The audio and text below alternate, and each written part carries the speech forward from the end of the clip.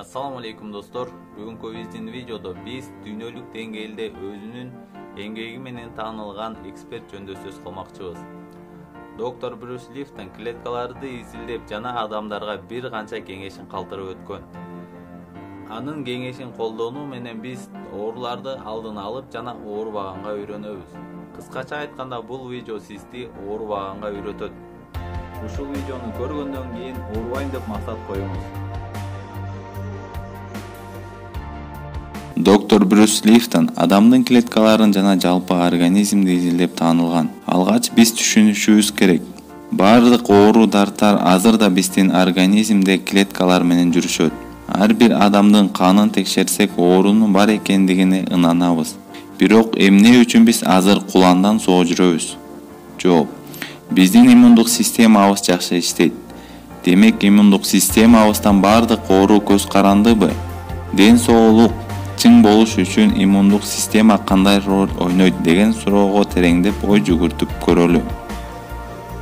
Ойлонуп көрөлүчү, эмне үчүн биз ооруйбуз?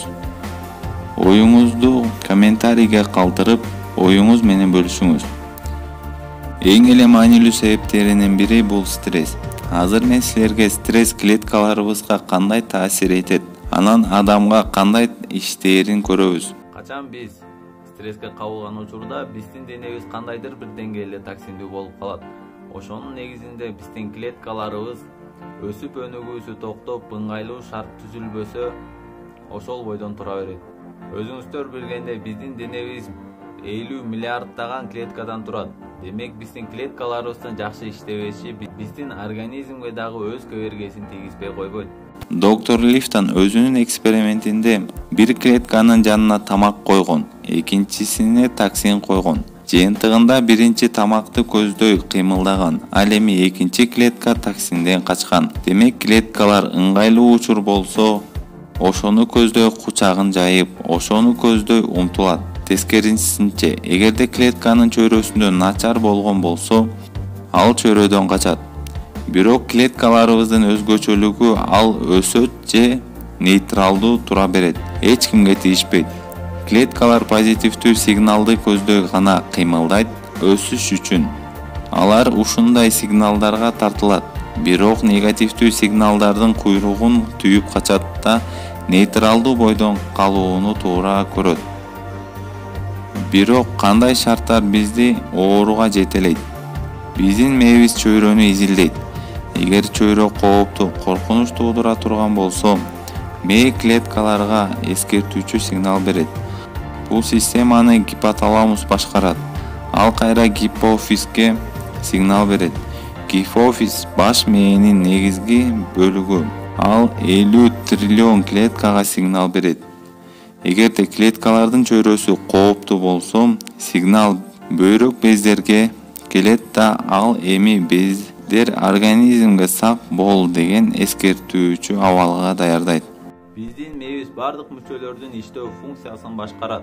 Ошонун негизинде биздин организмди анализдөө менен биздин организмдеги бардык процессти башкаруу менен кээ бир функцияларды күйгүзөт же кээ бирөөнү өчүрөт. Биздин мээбиз ошонусу менен уникалдуу. Бул абал стресс. Биздин дене триллиондогон клеткалардан турат.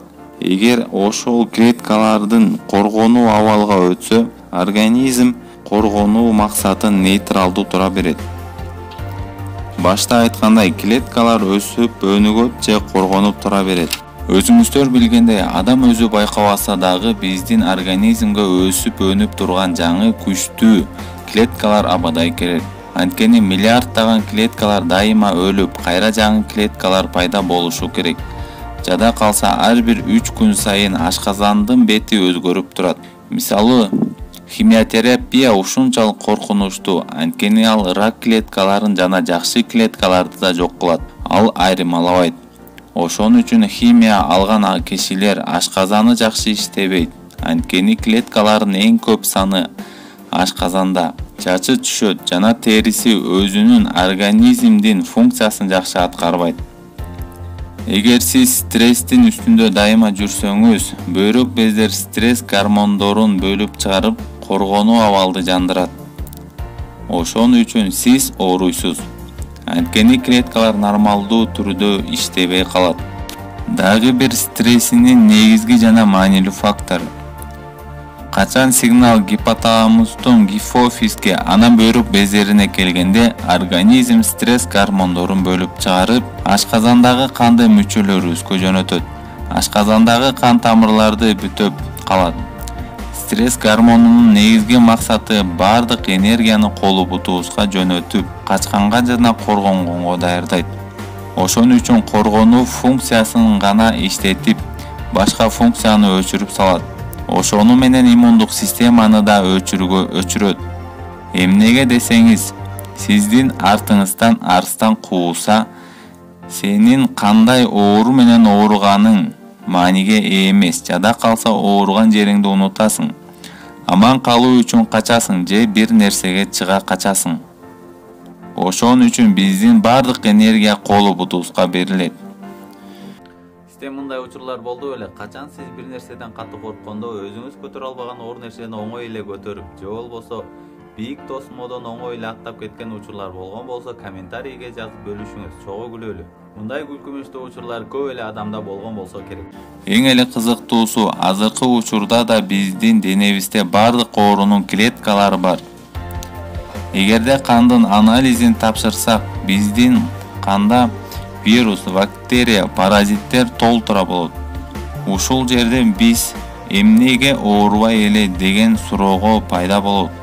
Анткени биздин иммундук системабыз аксап, жакшы иштебей жатканында, иммундук система бардык клеткаларды, вирустарды, бактерияларды көзөмөлдөп турат. Качан биздин иммунитет өчкөндө вирустар өсө баштайт. Ошон үчүн бизге оору бирөөдөн жукпайт. Ал оору бизде эчак эле жашап өткөн. Медицинада аны өнөкөт патогендик инфекция деп аташат. Биз качан стресс болгондо иммунитет өчөт да ар кандай ооруларга ыңгайлуу шарт түзүлөт. Дарттын күнү туйт да анан сен ооруйсуң. Демек биздин организмде ар бир оорудан кичинеден болсо дагы үлүштөр бар экен. Ошол оорунун үлүшү өнөкөт ооруга айланбаш үчүн биз иммунитетти бекем кармап жана иммунитетти стресстин жардамы менен өчүрүп салбашыбыз керек. Ар кандай стресстин факторлорун азайтуу менен биз өзүбүз коргойбуз. Анан биз ооругандан кийин доктурга барабыз.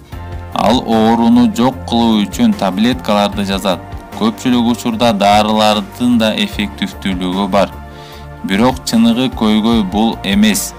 Көйгөй ошол стрессте болот. Анткени ал иммундук системаны өчүрүп салган. Оорудан арылуу үчүн дарыланабыз. Бирок эң башкысы стрессти чечиш керек. Стресске түрткөн факторлорду азайтышыбыз керек. Стресс бизге көйгөйдү жаратат. Биринчи, ал өсүүнү токтотот. Экинчиси, иммунитетти өчүрөт. Анан үчүнчү көйгөй болуп стрессти көбөйткөндүн ичинде гана болот. Стресс гормон денеге тараганда ал мээге барат жана мээнин алдыңкы бөлүгүндөгү кан тамырларды жаап калат. Ал эми мээнин алдыңкы бөлүгүн ой жүгүртүп, акыл менен чечим чыгарганга жардам берет. Демек биз стресс болгондо акылга салып эле иш кылып аткандай болобуз, бирок жыйынтыгында артык кылабыз деп тыртык кылып салабыз. Мисалга алсак, Американын мамлекеттер муну билет. Ошон үчүн 2001 жылдан баштап медиа жаңылыктарды, телевиденияны өнүктүрө баштаган. Бизге көбүрөөк стресс жаратыш үчүн, анткени фармацевтик компаниялар дарыларын сатуу үчүн ар жыл сайын дары жасалган компаниялар 20% киреше таба баштаган.